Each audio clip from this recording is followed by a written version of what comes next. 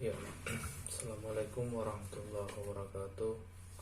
Alhamdulillahirrabbilalamin. Salatu wassalamu ala asrafil anbiya wal mursalin wa ala alihi wa sahbihi ajma'in. Amma ba'd.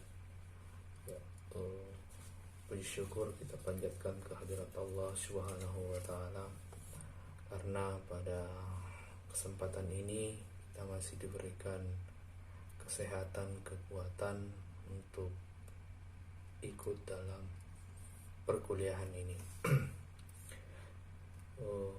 Ini adalah pertemuan pertama kita. Tentunya saya akan membahas tentang mata kuliah kita pada hari ini. Adapun mata kuliah yang akan saya bawakan pada hari ini adalah mata kuliah ekonomi publik dengan bobot SK3 SKS dengan metode perkuliahan. Kita akan melakukan kuliah online dengan fasilitas Zoom meeting. Selanjutnya tentang deskripsi mata kuliah ekonomi publik itu, tentunya mata kuliah ini diharapkan dapat meningkatkan kemampuan mahasiswa dalam memahami ataupun menganalisis fenomena atau masalah-masalah ekonomi publik di tengah-tengah masyarakat. Kemudian soal capaian pembelajaran pada mata kuliah ini, tentunya yang pertama adalah tentu mahasiswa diharapkan mampu menjelaskan tentang tujuan ekonomi publik, kemudian mampu menjelaskan masalah ekonomi publik, kemudian mampu menganalisis persoalan ekonomi publik. Pokok-pokok bahasan pada mata kuliah ini, yang pertama, ekonomi publik dalam mensejahterakan masyarakat, kemudian teori apa itu teori ekonomi publik, kemudian apa peran negara, pemerintah dan ekonomi publik, kemudian arus perputaran kegiatan ekonomi publik, kemudian proses terciptanya investasi dan kesejahteraan masyarakat, kemudian barang dan jasa ataupun kebutuhan publik, kemudian aktor-aktor dalam pelaku ekonomi publik, indikator kinerja ekonomi publik, kemudian konsep dan pengertian pasar, selanjutnya konsep dan penyelesaian masalah eksternalitas, kemudian kebijakan lelang terbuka, kemudian pasar dan negara, kemudian konsep anggaran dan pendapatan belanja negara, terakhir adalah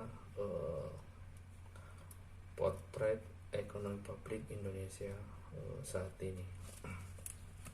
Buku yang saya gunakan ini yang utamanya itu adalah bukunya Hendrik Faisal Nur, cetakan 2015, tentang ekonomi publik untuk kesejahteraan. Kemudian pendukungnya itu adalah Taufikur Rahman 2014 tentang kebijakan publik. Ya, jadi selanjutnya soal skema perkuliahan kita itu, di pertemuan ini sebenarnya kita membahas tentang kontrak perkuliahan. Kemudian di pertemuan pertama itu ya, materi kita adalah itu tadi, bahwa ekonomi publik untuk kesejahteraan masyarakat ya, kemudian pengertian ekonomi publik dan ruang lingkup ekonomi publik. Di pertemuan selanjutnya, di pertemuan ketiga itu membahas tentang ya peran negara, pemerintah dan ekonomi publik. Kemudian di pertemuan selanjutnya itu harus perputaran ekonomi publik, dan di pertemuan kelima itu tentang investasi dan kesejahteraan masyarakat. Dan yang pertemuan keenam itu ya, bahas barang dan jasa dan kebutuhan publik. Nah, di pertemuan keenam dan kelima ini nanti akan saya berikan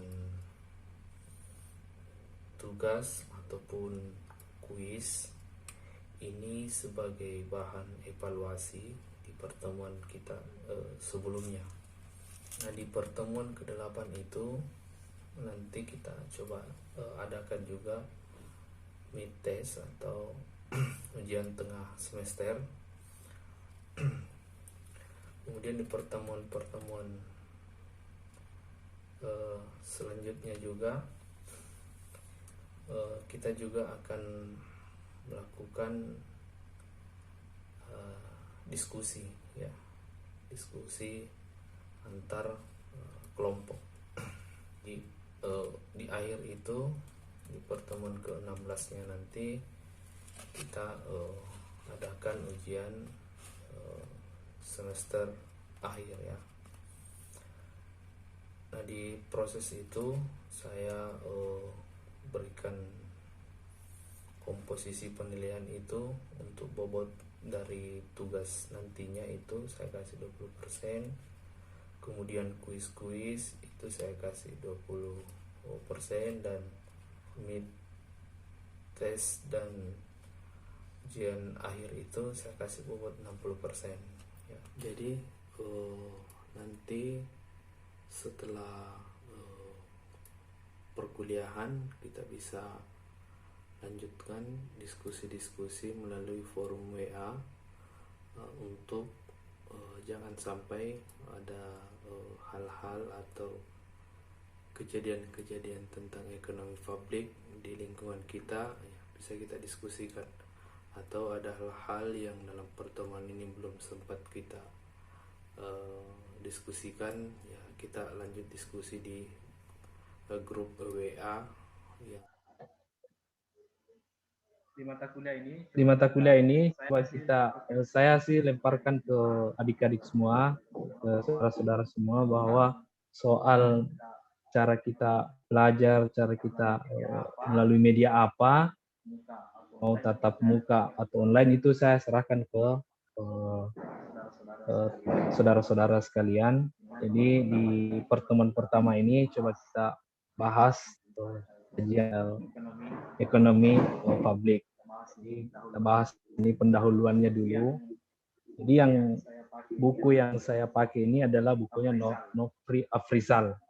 Nah, di ekonomi publik tentang kesejahteraan itu akan berbicara nanti pada proses bagaimana seorang pengambil kebijakan atau dalam hal ini sebagai penyelenggara negara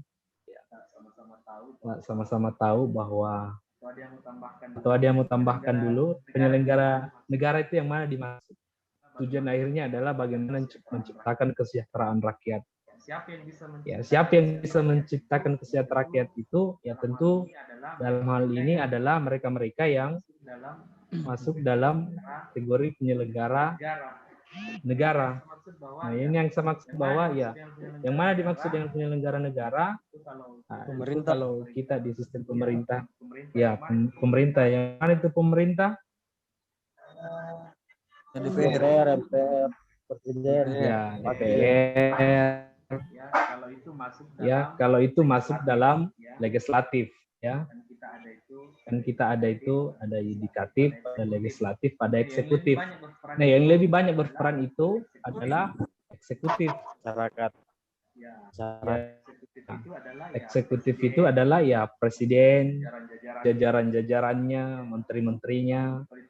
Kemudian kalau tingkat daerah adalah kepala daerahnya, bupati, wali kota. Itu semua adalah pihak eksekutif. Dialah yang punya peran penting di dalam hal bagaimana kebijakan alokasi sumber daya ini. daya alam. Kemudian Ekonomi publik juga akan berbicara soal bagaimana negara penyelenggara negara ini bisa mendistribusikan pendapatan dengan baik.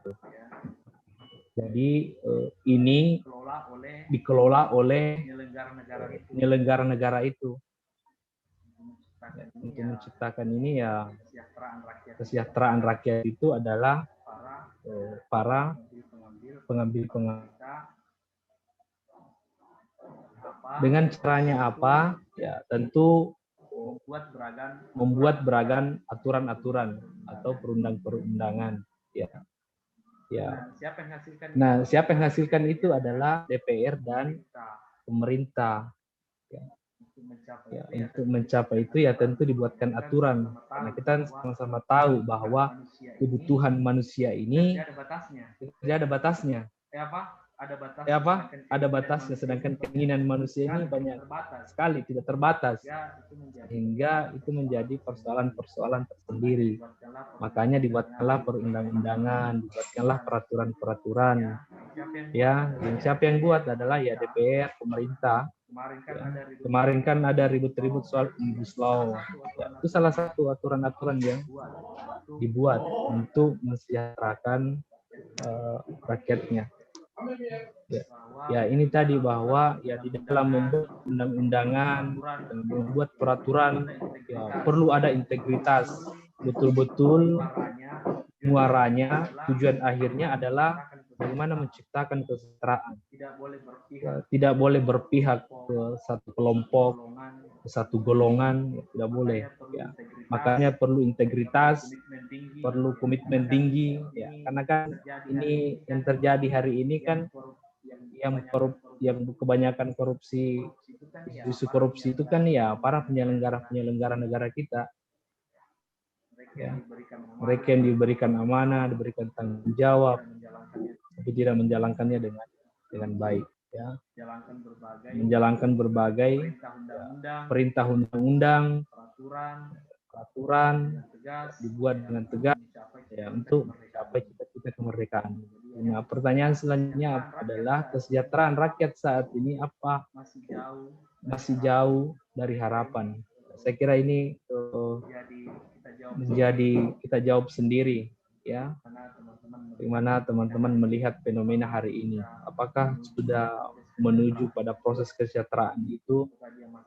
Apakah dia masih sekedar harapan atau angan-angan? Ya, ini menjadi kajian teman-teman. Nah, kemudian ini adalah bagan struktur untuk bagaimana rakyat, gambaran bagaimana rakyat sejahtera, bagaimana negara kuat dan bangsa bermartabat. Nah, untuk menjadi rakyat yang sejahtera, ya tentu larinya adalah bagaimana mempunyai pendapatan yang memadai. Ya, tidak pas mau beli mobil ada, pas mau beli traktir teman-teman ada gitu. Saya kira itu yang mungkin yang dimaksud bahwa nah, untuk mempunyai pendapatan ini tentu butuh lapangan pekerjaan gitu. Butuh pekerjaan, butuh tempat bekerja. Ya. Ataukah butuh jadi seorang wirausaha gitu. Ada peluang yang dibuka oleh pemerintah menjadi wirausaha, mendapatkan pekerjaan. Perlu lapangan pekerjaan atau usaha sebagai sumber nafkah ini. Jadi harus ada ini untuk mencapai ini ya harus ada ini. Siapa yang punya tugas menyiapkan ini ya tentu para penyelenggara negara kita. Kita nanti selesai kuliah mau bekerja, siapa yang siapkan? Tentu penyelenggara negara ya, tentu melalui dalam proses investasi ya, banyak hal. Intinya adalah bagaimana tercipta lapangan pekerjaan untuk mencapai pendapatan yang memadai. Nah, kalau sudah pendapatan memadai, tentu itu tidak cukup. Ya. Kadang kalau kita sudah pendapatan kita sudah lumayan misalkan, ya tentu kita lagi ingin mendapatkan pelayanan yang memadai dari negara. Ya, contoh misalkan hari ini orang-orang yang kayak hari ini ya tentu butuh pelayanan gitu. Ya, butuh ya, makanya negara menyiapkan ada namanya polisi, tentara, ya, itu semua untuk melindungi kita semua, ya. Kalau ada yang mau mengambil uang kita di rumah, ya ada polisi yang bisa membantu misalkan. Kalau ada pencuri masuk rumah, ya itu ada polisi yang bisa membantu kita, ya. Jadi kita harus mendapat pelayanan dari negara, ya.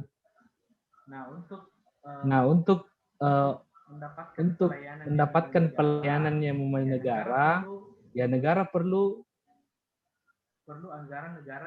anggaran negara yang memadai untuk membayar itu, misalkan polisi, misalkan guru-guru kita, misalkan tentara-tentara kita, misalkan, ya itu semua negara yang biayai untuk memberikan apa? Memberikan perlindungan kepada kita.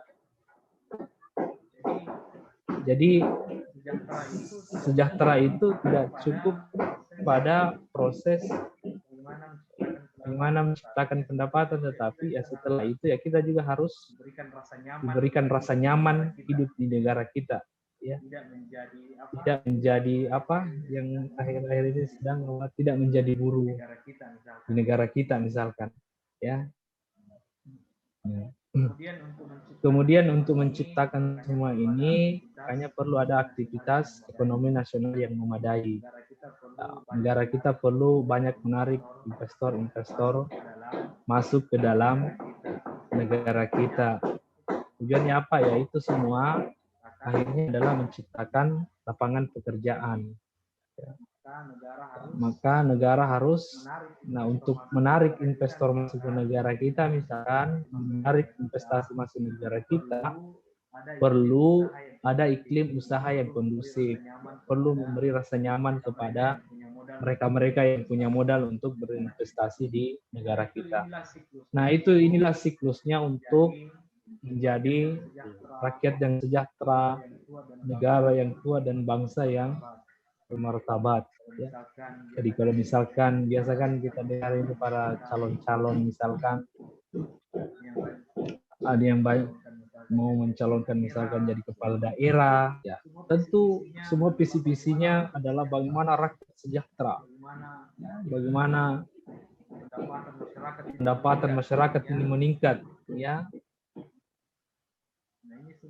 Nah ini semua dasar-dasarnya bahwa ya kalau mau mendapat pendapatan, ya tentu harus dibukakan lapangan pekerjaan.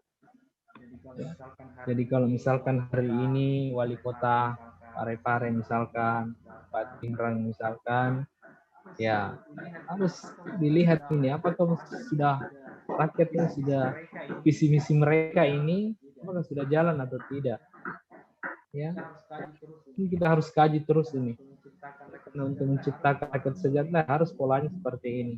Ya, ini gambaran dasarnya. Nah, kemudian kita masuk pada apa sih ekonomi publik itu? Ekonomi publik itu masih saling berkaitan dengan ekonomi yang lain, ya.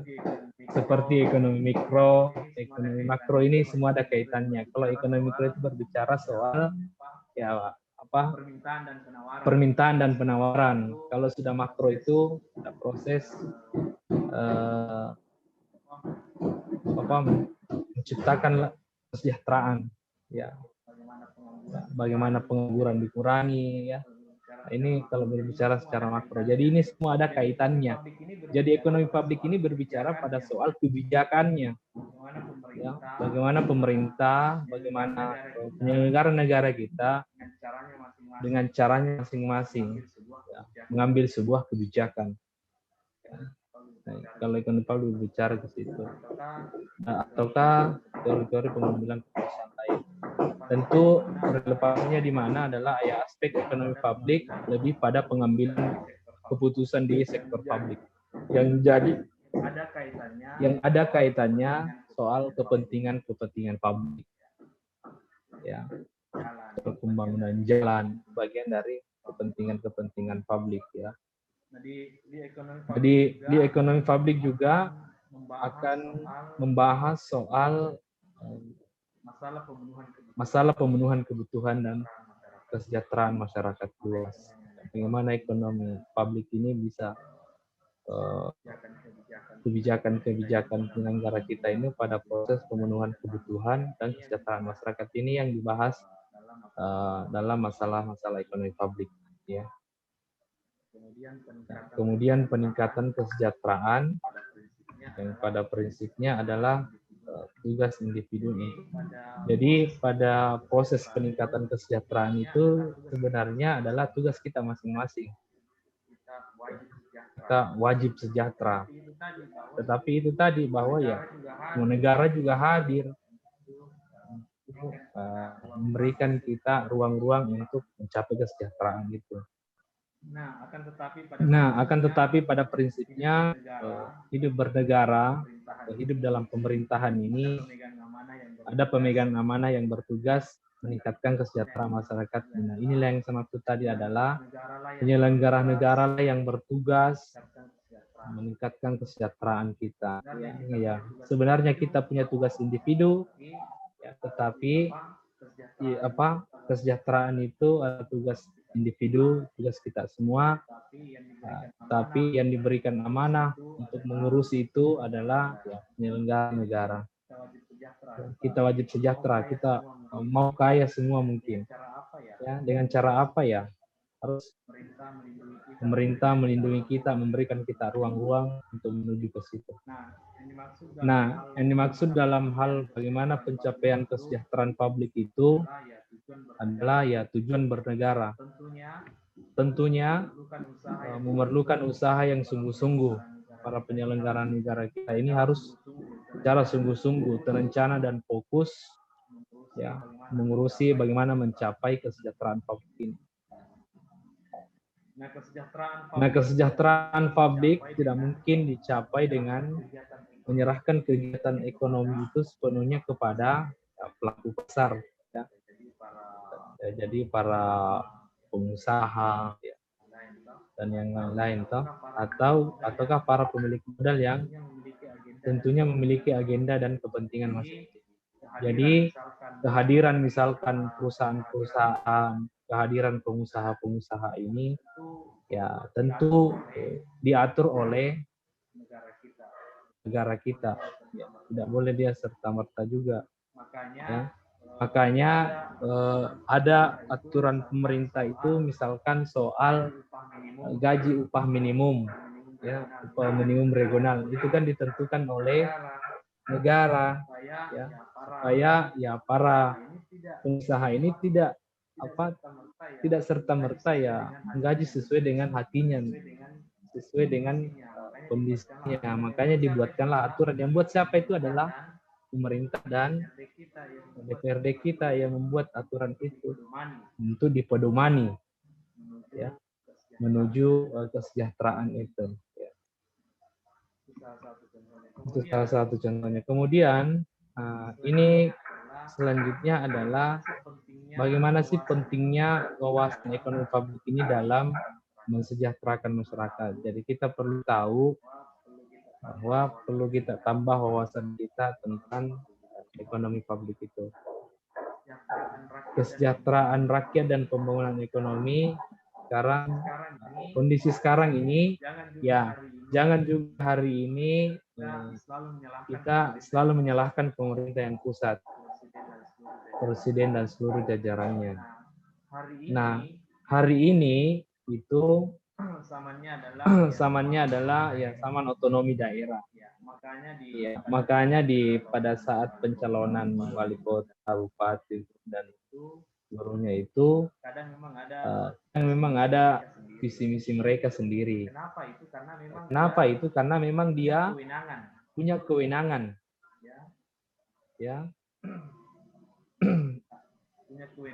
punya kewenangan untuk mengelola daerahnya sendiri. Jadi kegagalan misalkan pemerintahan Pare-Pare itu ya tidak juga terlepas dari ya bagaimana seorang pejabatnya itu proaktif, kreatif untuk meningkatkan pendapatan daerahnya misalkan. Nah, dalam membangun daerah masing-masing ini ya, dengan harapan bahwa pembangunan daerah itu ke depan lebih aspiratif dan lebih bermakna masyarakat. Jadi itu tujuannya otonomi daerah. Itu tujuannya diberikan kewenangan kepada pejabat-pejabat di daerah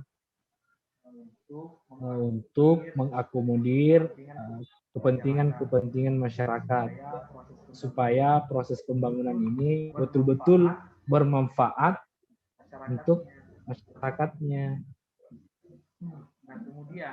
Nah, kemudian selanjutnya adalah ya, bagaimana mempelajari ekonomi publik. Hakikatnya adalah mempelajari perilaku penyelenggara negara. Jadi belajar ekonomi publik itu ya pada dasarnya adalah ya, bagaimana melihat perilaku pejabat-pejabat negara kita, misalkan pejabat-pejabat daerah kita misalkan. Dengan harapan ya jangan sampai kita pada posisi itu, ya kita juga harus siap-siap. Ya, kalau sekarang hari ini kita berstatus mahasiswa ya kita wajib untuk memberikan peringatan, ya, memberikan informasi kalau tujuan-tujuannya itu tidak tercapai, ya. Jadi khususnya penyelenggara di sini adalah ya khususnya pemerintahan. Pemerintahan itu presiden dan seluruh jajaran-jajarannya, wali kota, bupati dan seluruh jajaran-jajarannya. Nah, untuk dalam hal mensejahterakan masyarakatnya. Jadi perilakunya yang kita mau lihat, apakah sudah pada proses mensejahterakan masyarakatnya, mensejahterakan negaranya, ya. Nah, di sini yang dimaksud bahwa ya mana perilaku penyelenggara negara itu seharusnya merujuk pada tujuan bernegara. Jadi ada tujuan bernegara di sini. Ya. Tadi oh ini juga masuk dalam cita-cita kemerdekaan kita, ya. Ini melindungi segenap bangsa Indonesia. Ya. Melindungi seluruh tumpah darah Indonesia. Kira ini jelas bagaimana memajukan kesejahteraan umum. Nah, yang keempat ini adalah mencerdaskan kehidupan bangsa. Inilah posisi kita sekarang hari ini. Ya, bagaimana kita diberikan ruang untuk belajar. Ya.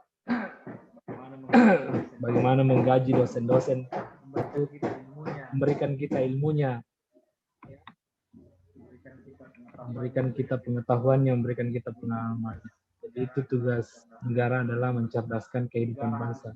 Negara harus menyiapkan sektor pendidikan, harus membangun sekolah, mulai tingkat dasar, SMA sampai perguruan tinggi. Ya, ini itu capaiannya adalah mencerdaskan kehidupan bangsa.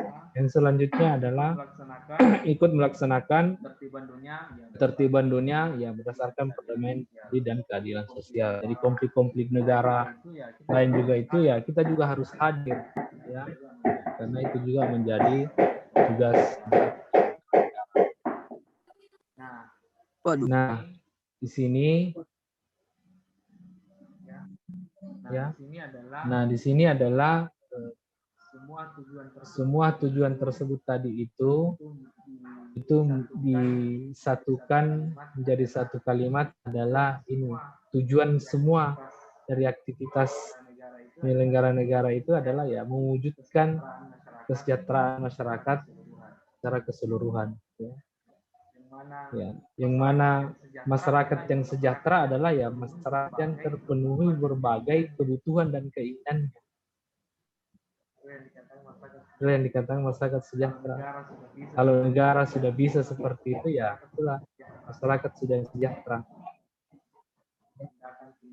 tindakan-tindakan kriminal, tindakan-tindakan pencurian itu biasa terjadi ya. Karena ya mereka juga mereka juga butuh makan. Banyaknya pengemis-pengemis di jalan itu ya mereka juga dia butuh makan mereka. Kemungkinan negara tidak hadir, kemungkinan penyelenggara negara kita itu tidak memperhatikan. Padahal anak yatim itu dipelihara oleh negara. Cuma kadang memang mungkin tidak sampai. Ya. Nah, ini ada gambar. Ya.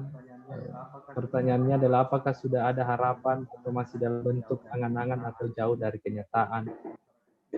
Masyarakat kita hari ini apakah sudah sejahtera?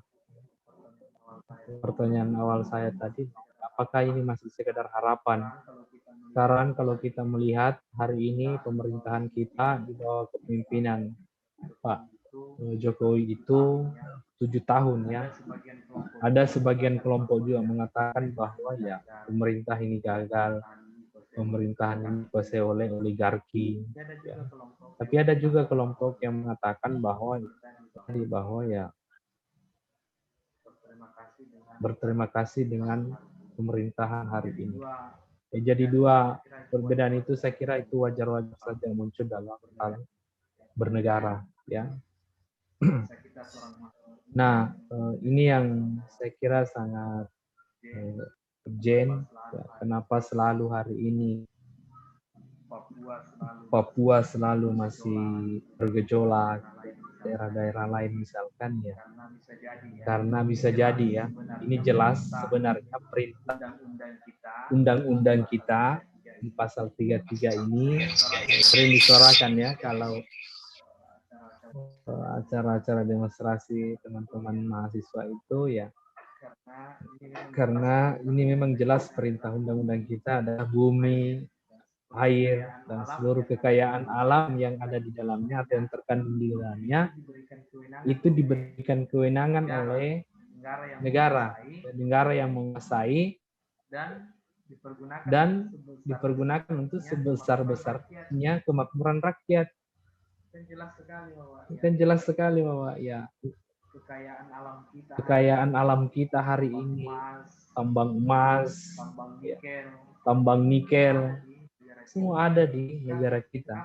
Tetapi kenapa masih ada orang-orang yang sekitarnya misalkan dari kekayaan alam itu yang tidak menikmati? Ya, mungkin itu salah satu pemicunya kenapa daerah-daerah kaya misalkan Papua itu selalu masih ada konflik-konflik kepentingan, masih ada bentrok-bentrokan.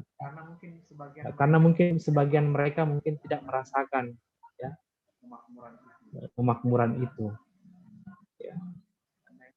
Karena ini jelas memang jadi penyelenggara negara kita ya, boleh jadi belum melaksanakan sepenuhnya perintah undang-undang ini. Padahal ini harus dipedomani dalam membuat aturan, membuat kebijakan-kebijakan ya. Ini harus berkaitan dengan kebijakan ekonomi. Makanya ya sering ada aksi-aksi ya itu pasal 33 Undang-Undang Dasar kita. Jelas sekali ini.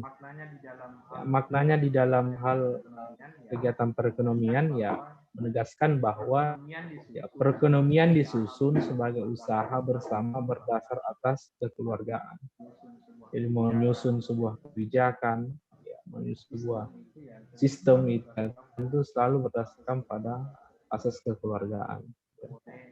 Tidak boleh ya berpihak ke salah satu kelompok ya.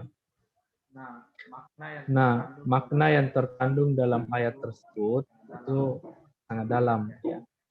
Yakni sistem ekonomi yang dikembangkan seharusnya tidak berbasis pada persaingan ya, serta asas-asas yang individualistik. Ya. Itu makna dari, tapi ini saya kira ini maknanya sangat luas sebenarnya, tergantung kita mengartikannya seperti apa, memaknai perintah undang-undang ini seperti apa.